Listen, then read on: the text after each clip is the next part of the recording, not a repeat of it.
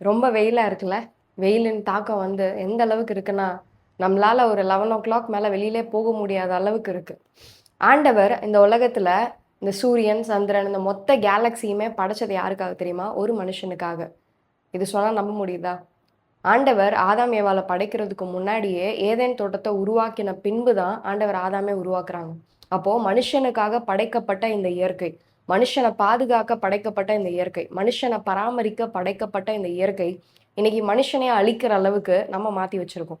அப்போ ஆண்டவர் வந்து இந்த இயற்கைய நமக்கு எதிரா மாத்துறாங்கன்னா, நீங்க பைபிள்ல பார்த்தீங்கன்னா, அக்கினிய இறக்கி ஆண்டவர் சோதோம் கொமோராவ அழிச்சாங்க. நோவா காலத்துல தண்ணீர வச்சு ஆண்டவர் அழிச்சாங்க. இன்னைக்கு இதே அக்கினிய ஆண்டவர் கொண்டு வராங்கன்னும்போது, காலம் எவ்வளவு சமீபமா இருக்கு. நம்ம எந்த அளவுக்கு விழித்துக் கொள்றவங்களா இருக்கணும். நம்ம காலம் எவ்வளவு சமீபமா வரத பார்க்குறோமோ, அந்த அளவுக்கு புத்தி சொல்றவங்களா இருக்கணுமா. இன்னைக்கு நமக்கு கண்ணு முன்னாடி தெரியுது. அழிவு கண்ணுக்கு முன்னாடி இருக்கு. ஆண்டவர் மறுபடியும் உலகத்த அழிப்பேன்.